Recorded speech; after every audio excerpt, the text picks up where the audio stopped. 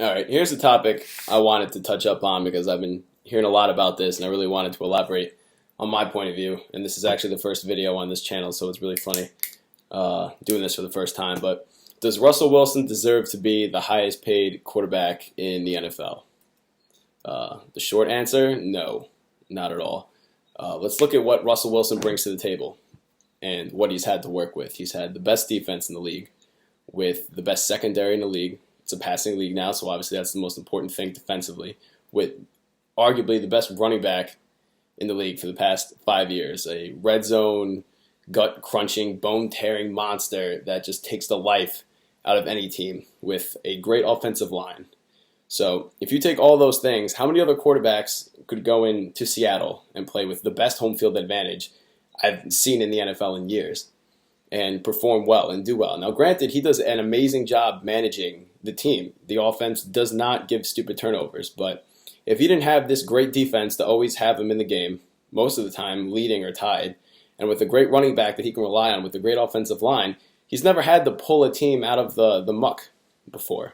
If you were to take, let's say, Aaron Rodgers, the guy that he wants to be paid more than, and plug him into Seattle, Seattle not only wins the Super Bowl, Seattle crushes teams on their way. They would be arguably perennial top 5 team of all time if Aaron Rodgers performs anywhere close to where he did in Green Bay.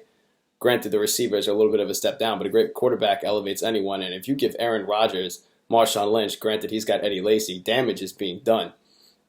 So if you were to pay Russell Wilson the type of money he's looking for, you take away the greatest advantage that Seattle has, which is they can take any player in the league that most of the time they've drafted. They drafted all of their studs, Richard Sherman, Cam Chancellor, Earl Thomas, and you're not going to be able to pay them to keep them. Granted, those 3 guys are on their contract, but going forward, if you want to keep that stud offensive line, that make sure that you have time to throw in the pocket or that you can roll out or Marshawn Lynch can be effective, they're not going to be there anymore.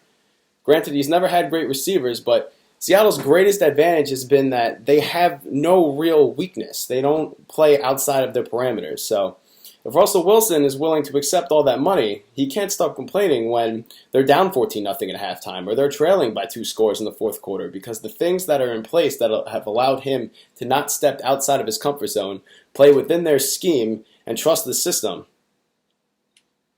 it's going to be difficult for him. Guys like Aaron Rodgers that get paid an obscene amount of money. Aaron Rodgers can set offensive records. Aaron Rodgers has an absolute cannon. Aaron Rodgers makes any team he goes on, for the most part, top 10 by himself. If not, if they have real weapons. Like if you were to put Aaron Rodgers on Atlanta,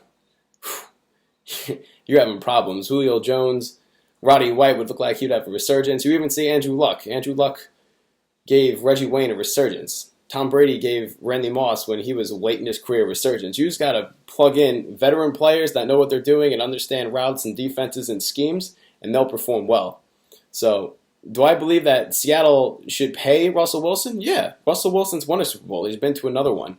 But does he deserve to be deserve to be paid like the best quarterback in the league? Because that's essentially what you're doing when you pay him more than any other quarterback. No. He deserves to be probably top 4, top 5, give Seattle a little bit of breathing room. It's not like he's not going to get paid, because more success down the road is going to translate into more dollar signs. If Russell Wilson, who already is off to an amazing start in his career, ends up having 2, 3, maybe even 4 championships, let's start at 2 and 3, that success is going to give him sponsorship dollars. He's going to be a household name. He can go down as the next Tom Brady going forward, who had incredible success early on, which translated into success outside of the football field.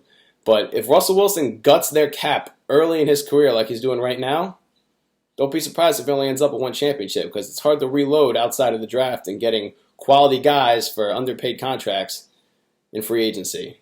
If you look in the past, a lot of great football teams that have won a lot of championships didn't reload through free agency. They built from the ground up, and you had to be patient and deal with some losing seasons or some seasons that you thought you should have been more successful in.